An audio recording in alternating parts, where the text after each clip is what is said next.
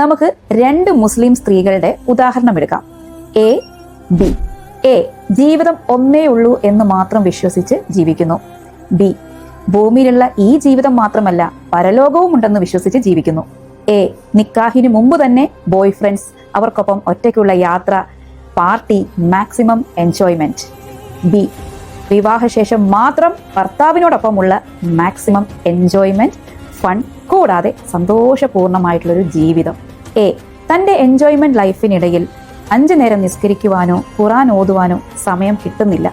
B കൃത്യമായി 5 നേരം നിസ്കരിക്കുന്നു, ഖുർആൻ ഓതുന്നു, മാഷാ അല്ലാഹ്. ഹറാമാണെന്ന് അറിഞ്ഞുകൊണ്ടും അത് തുടർന്നും ചെയ്തുകൊണ്ടിരിക്കുന്നു. ഹറാമാണെന്ന് മനസ്സിലാക്കി അതെല്ലാം ഒഴിവാക്കുന്നു.